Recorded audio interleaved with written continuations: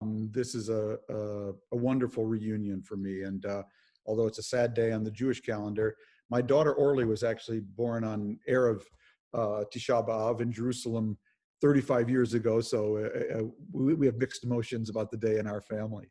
I hope everybody is safe and well. Yeah, I wrote that column because I was just kind of looking around, Warren, and you see all these workers who don't know if unemployment benefits will be extended, all these companies who don't know if their businesses will be alive for much longer, and most of all these parents who don't know whether their kids are going to be back in school.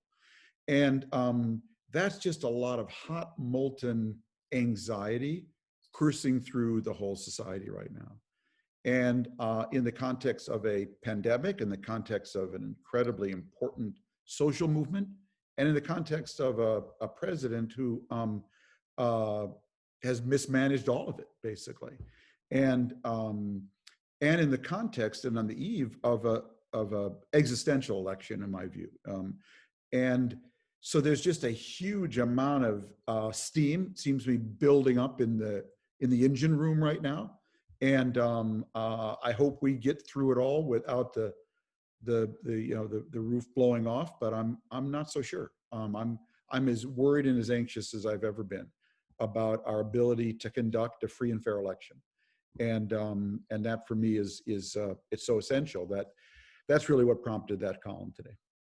Well, the column also dealt very much with masks. I don't know if you're aware of it, but Louis Gohmert today, the Republican congressman from Texas, wasn't allowed to go to Texas with President Trump because when he arrived at the White House, he was diagnosed as having or tested positive for COVID-19. And he says now, he's not been a person who's favored wearing masks, but he says, he was wearing a mask, and maybe that's how he got the virus.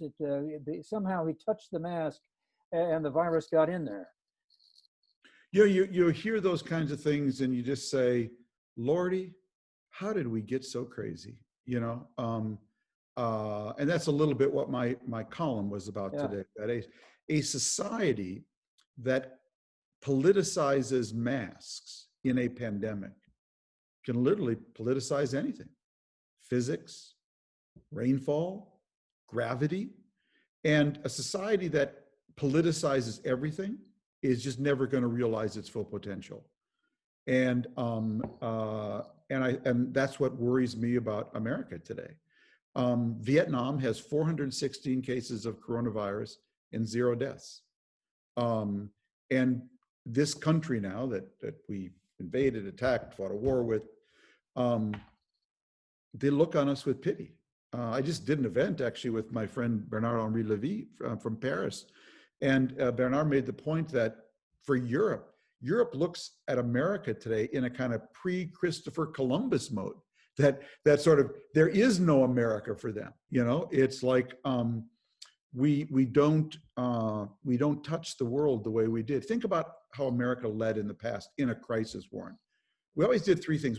First of all, we were the coordinator. We pulled the alliance together to slay whatever dragon needed to be slayed. We were a source of knowledge and science and strategy for whatever the struggle was. And lastly, we're a source of aid and comfort to other countries, whatever the struggle was. We're not playing any of those roles today. And a lot of times, people have argued in the past that America had too much power. Well, now you're going to see a world with America that has too little power. And I don't think people will like it.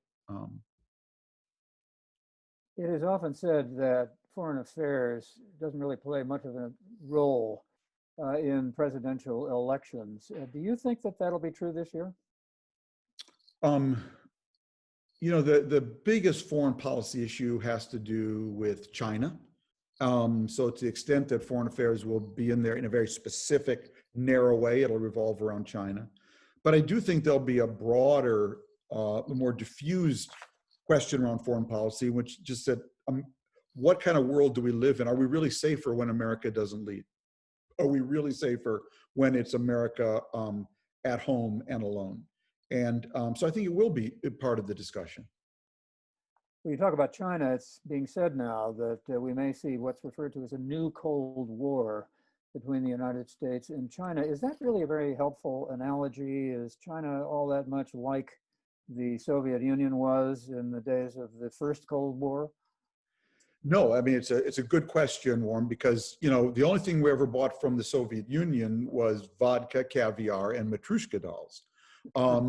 China is our biggest trading partner, and we are their biggest trading partner, or maybe the second biggest, whatever. We're deeply integrated with one another. And there's no American company with global aspirations that is going to realize its full potential without being in the China market, unless you're a Google or a Facebook, et cetera. So I find this a very disturbing event. It's not all Trump's fault. If some things are true, even if Donald Trump believes them. And I think we always should keep that in mind. I actually supported Trump in taking a harder line vis-a-vis China. My view is that Donald Trump was not the American president that Americans deserved, but he was the American president that China deserved. That there needed to be someone who called the game, but I thought the way Trump did it was absolutely abominable. That the way to deal with China was actually to sign the Trans-Pacific Trade Partnership, get 40% of global GDP around the Pacific on our side, then line up the European Union as our ally as well, because they have the same trade issues with China as well. And then you have about 75% of global GDP. And then you sit down with the Chinese, you discuss what are the right and proper rules of the road for trade, and make it the world versus China on what are the fair and right rules. Trump made it himself versus Xi. Now, when you do it the world versus China, you get actually a lot of Chinese reformers on your side. When you make it very personal, Trump versus Xi, that's just catnip for him, and he uses that to rally all the nationalists on his side. And so, but this is a very important issue.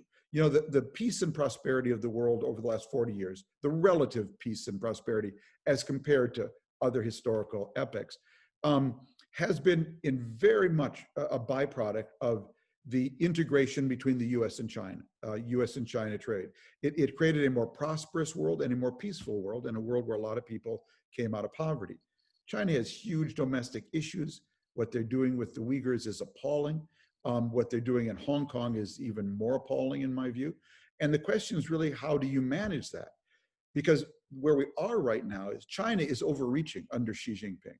China today is so much more open than it was 40 years ago, and so much more closed than it was 5 years ago. So China is overreaching, but we are underperforming. We are underperforming as a country, and we are not up to our potential. And the idea we can just boss them around, this is 1.3 billion people that does make more than vodka, caviar, and Matryoshka dolls. This is a powerful, powerful country. And you got to be really smart in how you engage them. And so I think this is a huge foreign policy issue. A lot is riding on it. It's not all Trump's fault. China has, I think, really engaged in some terrible behavior domestically and internationally. The question is, how do you nudge them into a different track? And I think the approach Trump has used has been, it's been a failure. It's been counterproductive. So nonetheless, Secretary Pompeo wants to apparently declare a new Cold War, or at least he talks that way, and the president wants to talk tough about China. Is that going to make it difficult for the Democrats? Is that an issue that people will respond to? Yeah, it's a very good question, Warren, and I've been talking about that to someone today. I actually think most American voters are pretty wise on this, that we've had enough integration with China over the last 40 years that for the average person, you say, hey, how about a Cold War with China? They think, you know, actually, that's not a really good idea.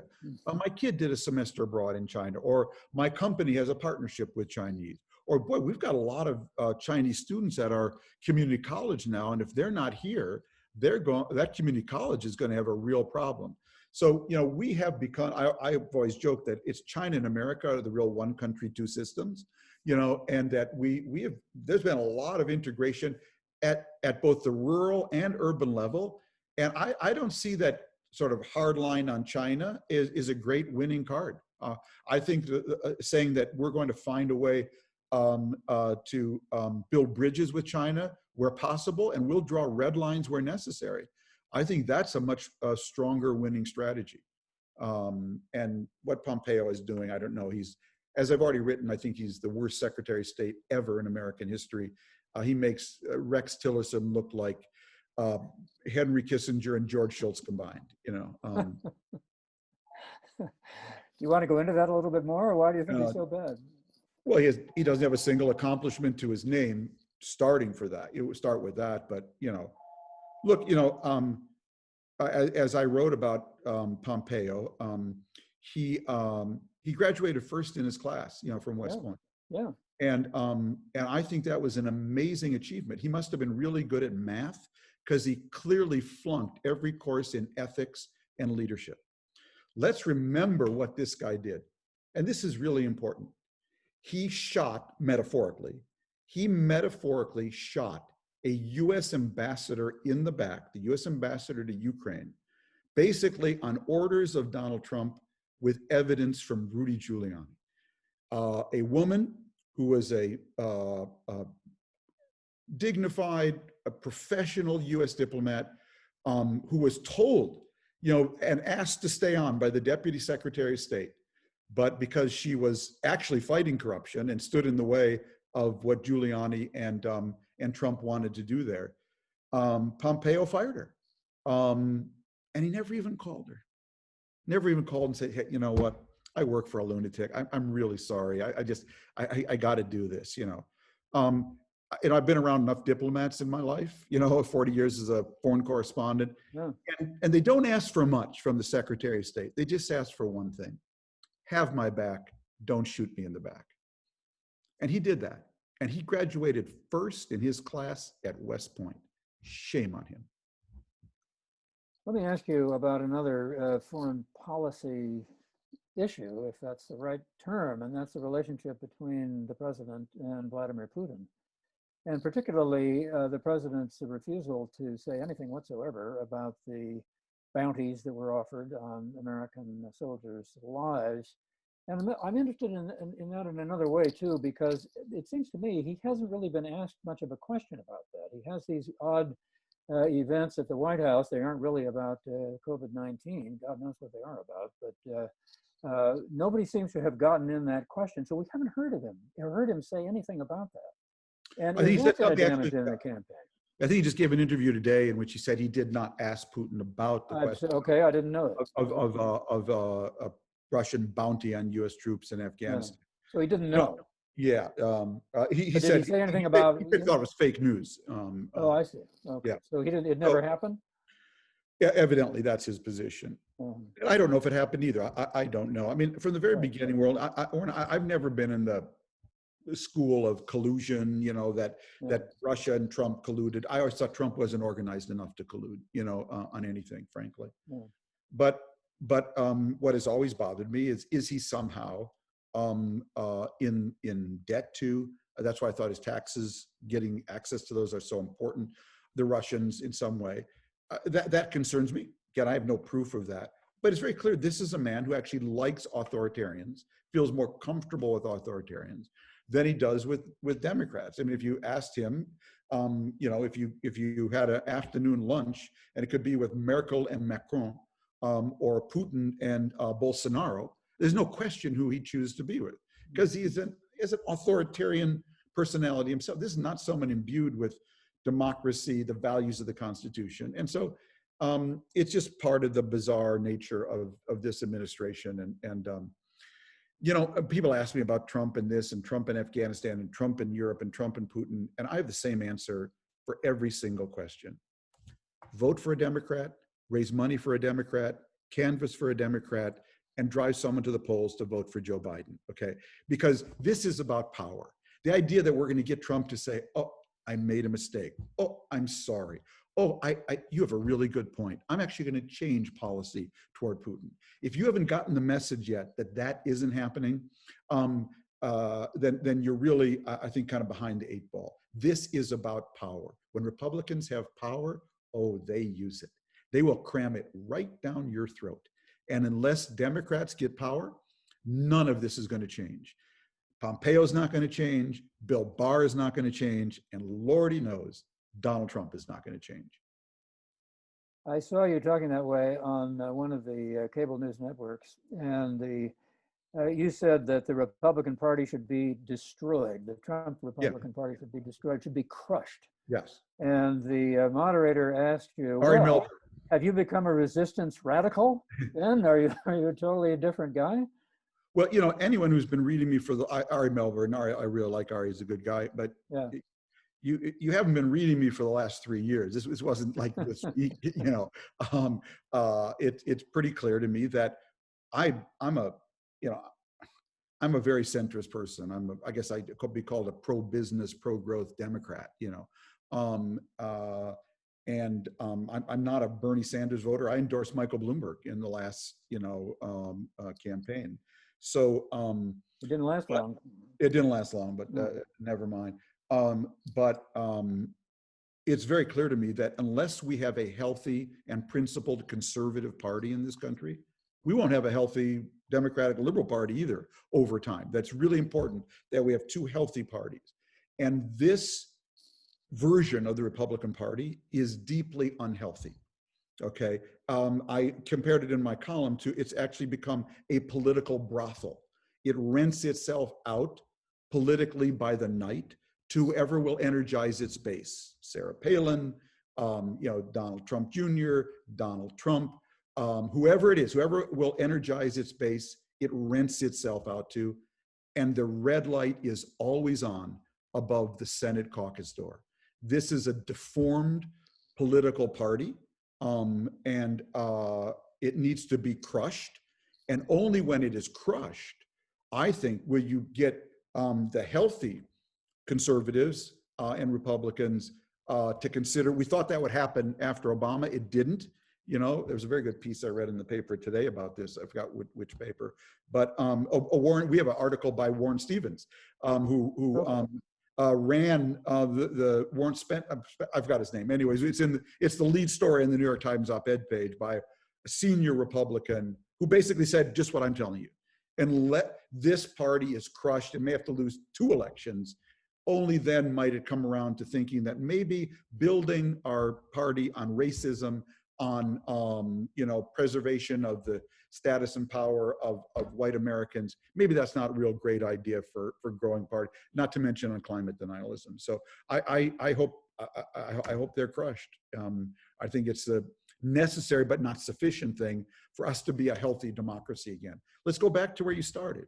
You started with a Republican congressman, who said he got the virus from a mask. That is so bloody nuts. You just want to say, it always reminds me from that line from As Good as It Gets, where Jack Nicholson says, when the neighbor's maid comes over, who taught you to talk that way? Really? Where did you get that? I wonder, the first thing that has to happen, of course, for the Republicans to be crushed is that Joe Biden has to become the president of the United States. How healthy is the Democratic Party at this point, given the history that we've seen in the primaries and now the virtual nomination of a man who's pretty old and who is, in many respects, as far as a lot of people in the party and a lot of those who are the most energized in the party think, might be too old?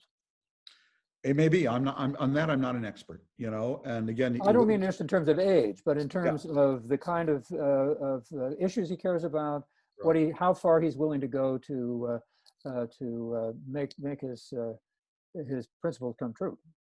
Yeah, I just I don't know, and I think that I'm actually working on a new book about why all political parties in the world are blowing up right now, I think we're going through a really tumultuous change right now. You may have noticed all political parties in the world have basically blown up. The Tories blew up in the UK. The Liberal Party there disappeared. The Labour Party went Marxist and then has come back, not sure what they are. The Likud in Israel is breaking up. Labour disappeared basically in Israel to a centrist coalition. Democrats will probably blow up as soon as they get back in power. France is has a president, actually has no party, and an opposition that has no leader. I have no idea who governs Italy anymore, but I know it's not Christian Democrats and socialists, you know. So Germany's longtime coalition's coming unstuck. There's a reason for this. It's for another show, Warren, but basically all of these binary left-right parties, the whole left-right axis is I think, blowing up around the world. And we're going to have to move to what I call ecosystem politics. It's a very different kind of way of governing, but that's for another longer conversation. Well, it's a very interesting point, though, and I can't help but ask. You said earlier that we've got to have a healthy Democratic Party, and we've got to have a healthy Republican Party. Is that inconsistent with what you just said? Are those parties going to just go away, and is something else going to have to replace them? I think over time they will. Right now, basically what's happening is that the world is getting what I call fast, fused, and deep, so that the pace of technological changes just keeps accelerating. Globalization keeps bringing us tighter and tighter together. And technologically now, we are able to touch some really deep things. You may have noticed we suddenly started using the word deep on everything. Deep state, deep fake, deep mind, deep research, deep medicine. No one declared it. No one said thou must use the word deep. But we all reached for a word because we sensed that technology was going deep into places that that just 5 years ago were science fiction. And I'm a big believer in popular culture. I really listen to language closely. You may have noticed a song that won the Oscars 2 years ago, actually by Bradley Cooper and Lady Gaga, was called Shallow. But what was the main verse? I'm off the deep end, watch as I dive in. I'll never reach the ground, crash to the surface where they can't hurt us. We're far from the shallow now. Oh, Warren, baby, we are far from the shallow now, okay? So why does this matter? What's going on, okay? So we are used to governing in sort of left, right, you know, big government, small government, this sort of binary grid. But the world is actually entering a huge number of what I call non-binary choices. I'll give you a simple example. It's an LA example. There was these parents out in LA who bribed to get their kids into USC. Had they called me, I would have said, no offense to USC, but if you're going to bribe to get your kid into a school, could I suggest you bribe to get your kids into IBM's in-house university or Infosys's in-house university? So what is that all about? Well, in the old binary system, I government educated, you business employed. But what if the technological pace of change is so fast now that IBM and Infosys cannot wait for the government to educate? So they have to build their own in-house university. So suddenly the old binary completely breaks down. So which party stands for enhancing, enabling companies to build their own in-house universities, so that basically you work, learn all, through your life, because that is what's going on, okay?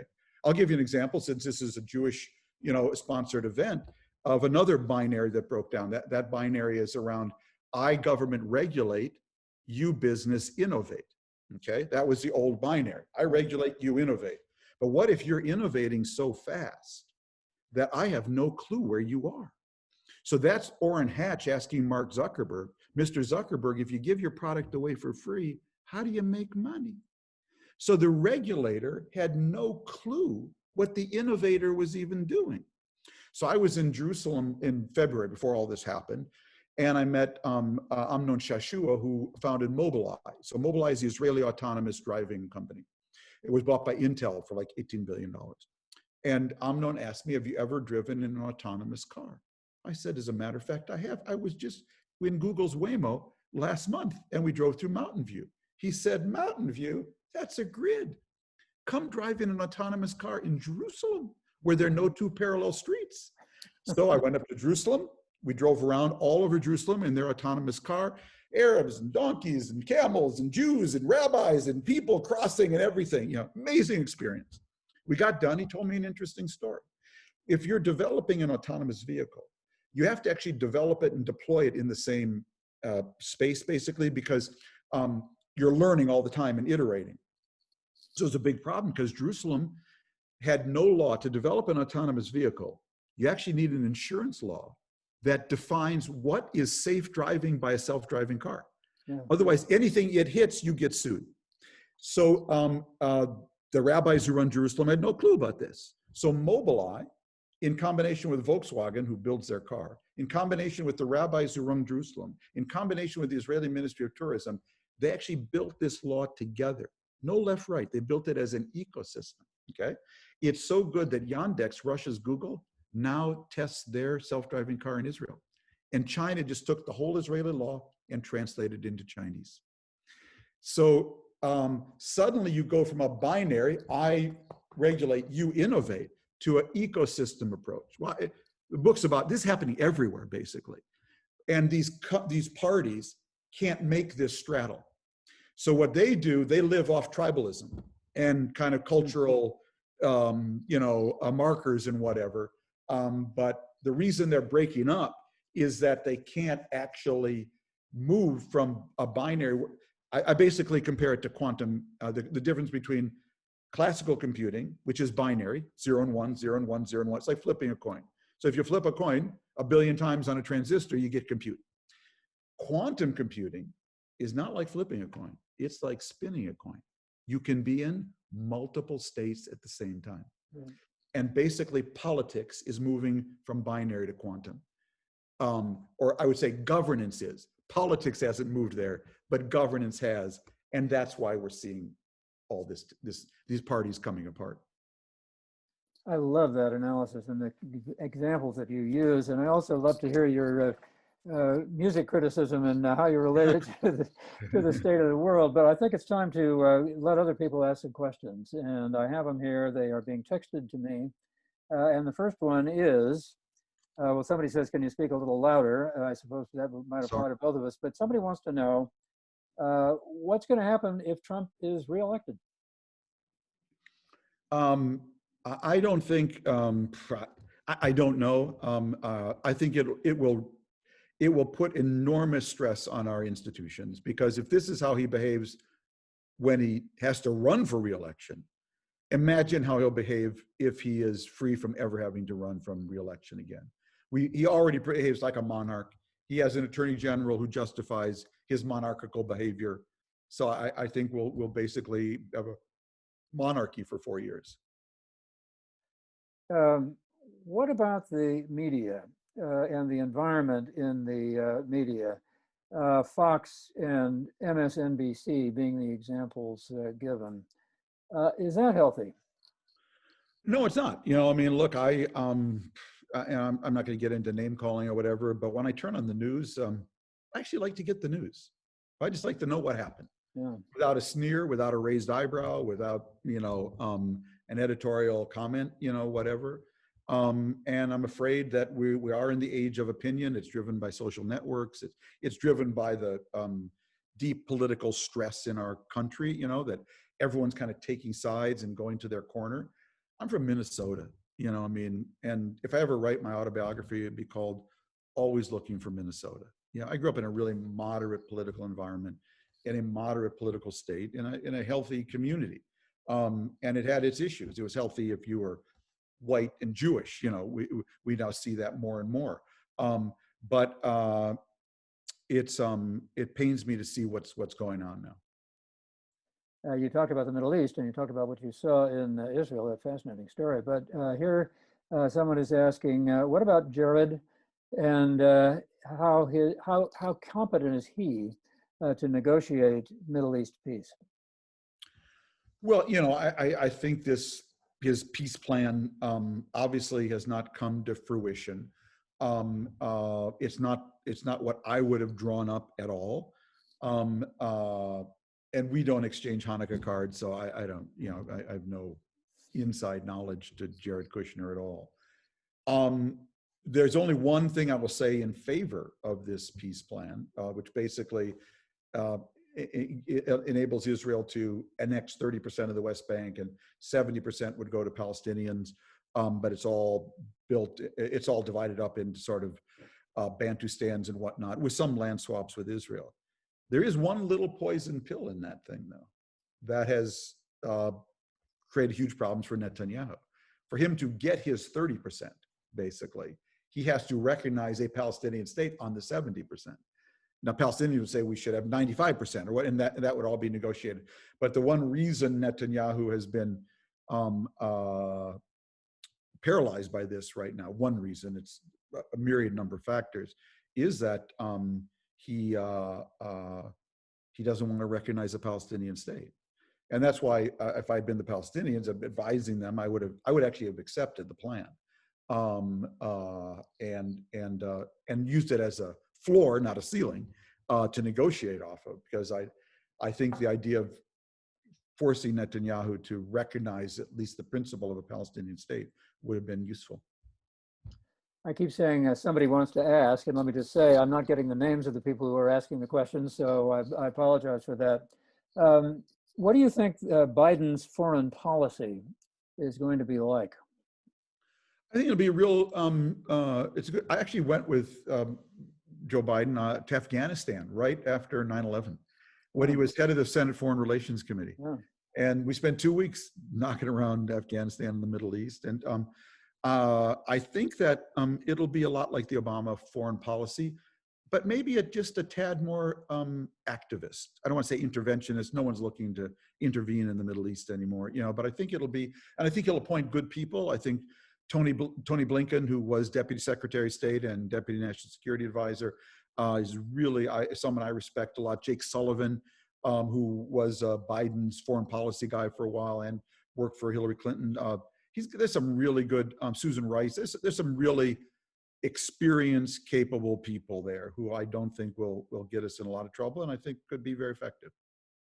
The environment is one of the topics that we were supposed to be talking about today. We haven't talked about it much. So somebody asks this: should it be the #1 issue this election cycle? And if I can say this, I don't believe it's not part of the question that I got, but I assume that climate change is the deep meaning of that question. Well, maybe I'll just take this moment to talk more generally about COVID-19 and the environment, and how I've covered the whole coronavirus issue from the beginning, because it's all kind of related to a view that so I approached this problem from the very beginning as actually an environmental problem. That what has guided me and framed everything I've written was the idea that to actually understand, and I think write effectively about COVID-19 and the different choices and strategies, you have to put yourself in the mindset of natural systems. And that is a huge problem for Donald Trump, because he is someone who's never been in the mindset of natural systems. He sees the world through markets. So his only experience with natural systems is golf courses. And golf courses that he built that included waterfalls. So he actually thought he could tame nature.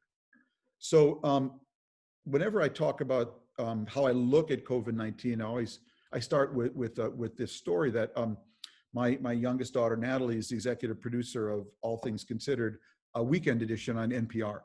And so I never miss a show on Saturday and Sunday with Michelle Martin. And on Easter Sunday, they did a roundup of pastor sermons from around the country.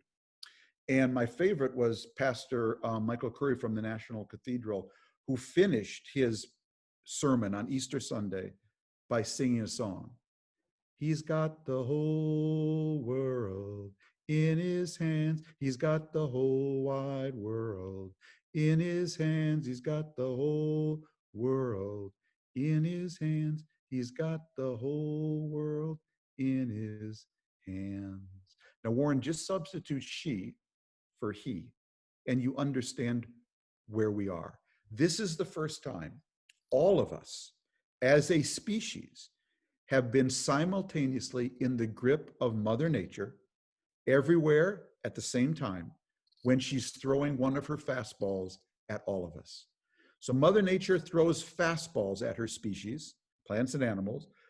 They're called germs, viruses, droughts, floods, hurricanes, tornadoes. And these are the things she uses to sort out who is the fittest, who shall get their DNA into the next generation. And she only rewards, she doesn't reward the strongest. She doesn't reward the smartest. She only rewards the most adaptive. That's who she rewards. And she basically asks you 3 questions about your adaptation strategy. First, are you humble? Do you respect my virus? Because if you don't, it will hurt you or someone you love. Second, she asks, are you coordinated? Because I evolved my virus over millennia to find any crack in your immune system, either your individual immune system or your collective one. And third, she asks, is your adaptation strategy built on chemistry, biology, and physics? Because that's all I am. I'm just chemistry, biology, and physics. If your adaptation strategy is built on politics, ideology, and an election calendar, I will hurt you or someone you love. So that, to me, is the bedrock of how you have to look at this. Now, there have been 3 different kind of approaches to adaptation, if we look out at the world. One is the China model. Let's use a state surveillance system built to control our people, to control the virus, to not just flatten the curve, but crush the curve, and we will wait for a vaccine to give us herd immunity. That's the China approach. Then there are democratic versions of that.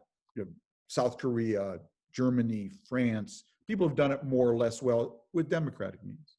The second approach has been the Swedish approach, which was keep the economy partially open, let K to 9 kids go to school, close down high schools and universities, but let people work and socially distance, but actually allow young and healthy people to acquire the virus and build natural herd immunity to it. Now, early on, they had a lot of trouble because they did a terrible job by their own admission of protecting their elderly in nursing homes. But I was just reading the news before, Sweden now, all the rest of Europe's seeing a comeback of the virus, except Sweden. Mm. Now, this story is not over at all, but it's kind of interesting, but that's their approach. The third approach is the Trump approach. Talk like we're going to lock down like China, act like we're actually going for herd immunity like Sweden, prepare for neither, and brag that you're superior to both, okay? And that's basically what we've been doing. And as a result, we now lead the world in case counts. We have 25% of all the coronavirus cases in the world, and we're 4% of the world's population. In other words, he adopted a strategy that was not humble, not coordinated, and not built on chemistry, biology, and physics, but ideology, politics, and his election campaign. And we are all on the good ship Lollipop along for this really dangerous and in some cases deadly ride. Okay, so here is a person who is asking, supposing that Joe Biden wins, the Republicans are crushed to one degree or another, and that Trump refuses to leave the White House or to concede the election, I guess would be a much better way to put it, whether it's because of the mail-in ballots or whatever other strategy he adopts. I think you have to. You almost have to prepare yourself for that is what will happen. I have some friends in the Pentagon though, and I think,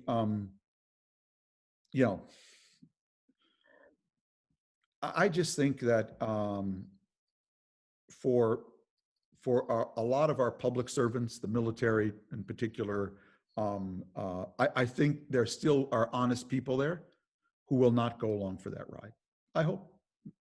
That may be naive, but I think you have to assume that Trump will just, if he loses, because it is all about ego for him. He's a deeply disturbed person. And the idea, he is so afraid of rejection and failure. I think you just have to assume the closer it gets, the more likely it looks like he will fail. You have to say there's certainly a likelihood that is the card he will play. But I'm a little more hopeful that there's still some integrity within his party, and enough people just won't go for that ride. And I certainly know I don't think the military or the Supreme Court will either. Well, the military, what strategy could the military adopt, or what? I don't even know. I don't even know how. It's all speculation. It's actually not real. Who would you pick for vice president? There's a lot of people in that list I like. I write about sort of politics at the foreign policy. I'm actually not very steeped in domestic politics, and I read the names. There's a lot of people. Sounds like you're doing all right. I wouldn't apologize if I were you. But I don't. I'm not. I'm just not. I don't know a lot about the people, so I'm sure it'll be someone good. I'm not worried particularly. You're not worried. You were. It was hard for you to answer when I asked what you think is going to happen after the election, and will the parties be able to get back together and so on. So is it just entirely speculative at this point? Is there any way that you can authoritatively ask or tell us what you think the most likely scenario might be if Biden wins? I hope Biden will appoint a Republican or two. Obama did, in his cabinet. I've put out a bunch of cabinet lists. I've done a bunch. I twice suggested sort of bipartisan cabinets. Mitt Romney as Secretary of State, AOC as a UN ambassador. I really think that we need, Warren, we need an old-time national unity government. We need to pull the country together. Biden and Trump each have Teflon, but it's very different Teflon. So Trump's Teflon is mud. When you're completely covered in mud, if I throw more mud at you, it just slides right off because you're covered in mud. So there's absolutely nothing anyone can do because nothing sticks. No matter what the high crime or misdemeanor you accuse him of, his Teflon he's already covered in mud. So a little more mud doesn't make any difference. I think Biden's Teflon is a sense that people have that he's actually a decent person. And I think there's a sense that this is a guy who will pull us together, who actually will want to work with Republicans and won't apologize for that if Republicans are ready to work with him. And I think that's his greatest strength. And I think that's why a majority of people, to the extent that they're sort of pro-Biden right now, it's because they sense the country's coming apart, that we're being ripped apart, and we need some healing. We need a weekend retreat as a country, and we need someone to pull us together. Here's a question about something that has been a big issue at the New York Times, and that's cancel culture. How deep does that go? I'm just gonna stay out of that one. That's a very it hits very close to home. I've used my voice inside the paper, to make my views felt. Well, separate yourself from the paper then, and what does it mean in a broader sense? Because it's not happening just there; it's happening all over the place, and it's very disturbing to a lot of people. Yeah, it is disturbing. It should be disturbing. I see people getting fired, for tweet. Just totally what seems to strike me as pretty innocuous stuff. And I just think that we need to give each other a break a little bit, And I'm not here to, justify, racist, sexist, whatever. Tweets and whatnot. Some people, justifiably gotten into trouble. But, I just personally, I have a really high tolerance for a diversity of views. Okay. And I want to hear from a lot of different voices. I'll just tell you sort of my principles. When I was a reporter in Jerusalem and in Beirut, I would often quote what local leaders said on the radio, even though I had just interviewed them. Because my rule was, I don't care what you say to me in English. I only care what you say to your own people in your own language, okay? That's what I care about. Went to Hebrew school.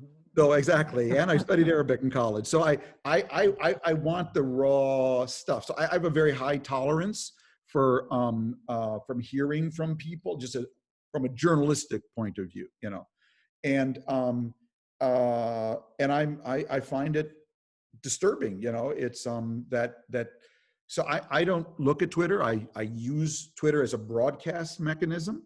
I have 900,000 Twitter followers, but all I do is tweet my column or the odd article that friends write that I think is interesting, but I don't look at Twitter. I didn't go into journalism to look over my shoulder at what people think of me. Now, I really care what my wife thinks about me, what my friends think about me, what you think about me. Stuff filters through to me, but I don't, I'm kind of like this. I mean, I just, there's just too many people looking over their shoulders, right now.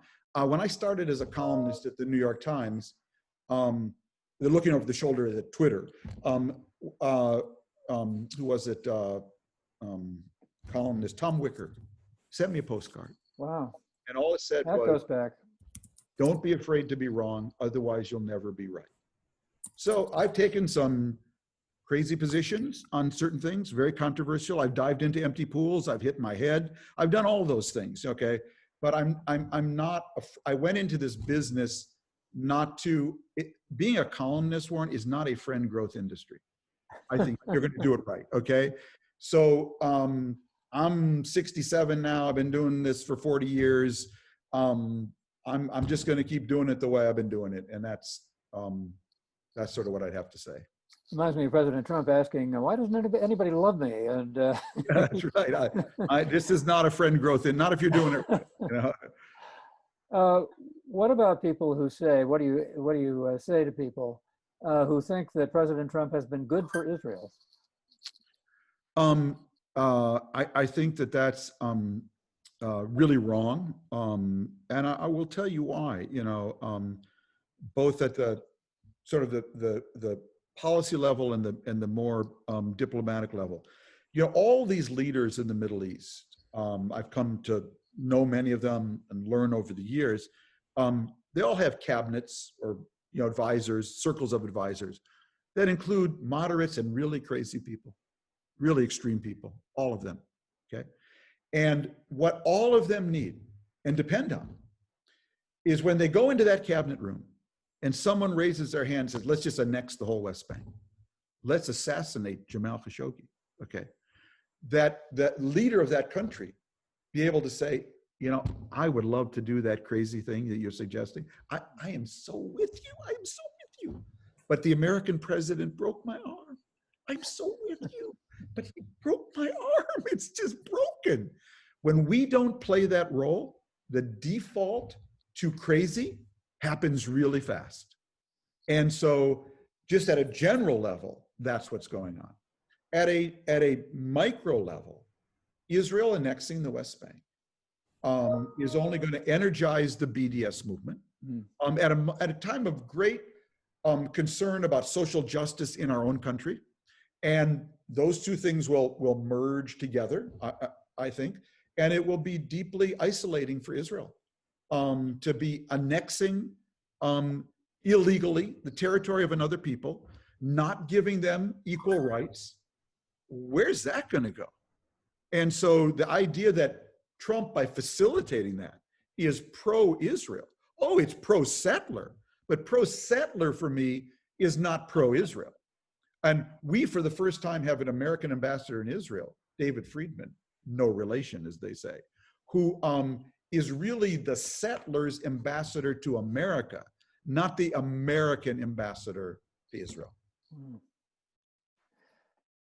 I would love to go on longer. I think we could do that for a long, long time, but they're getting the hook out, and it's time to wrap it up. The theme of the program was Donald Trump, or the Trump effect on foreign policy and the environment. Anything you want to wrap up with on that, or anything else?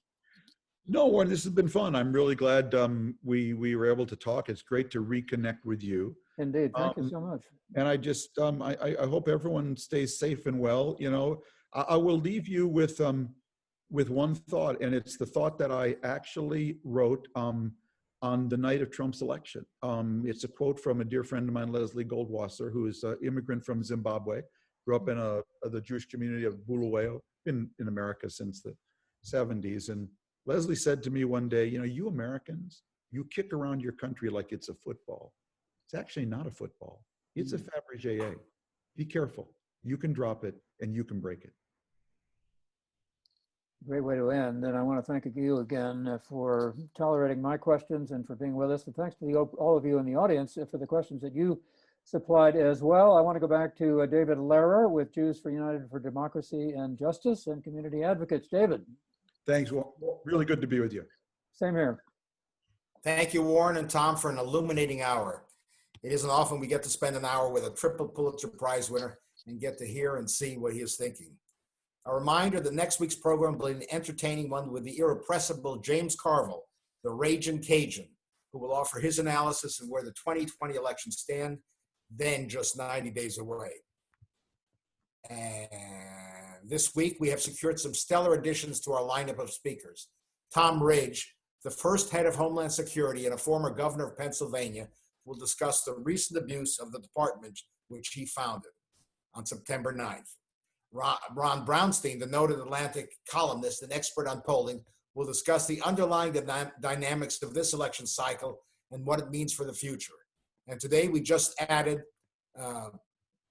another exciting speaker, the national president of Planned Parenthood, Alexis McGill Johnson. She'll be with us on October 7th, and she'll be joined by a noted national leader on healthcare to discuss what delivery of medicine might be like in a second Trump term. All of us working on this series, all of us working on this series, thank you for your encouragement and support. We have together grown this series to where the graph of registrants looks like a plane taking off, or over 4,300 of you signed up for tonight. Thank you for spending this hour with us. We'll see you next week. Stay healthy and safe.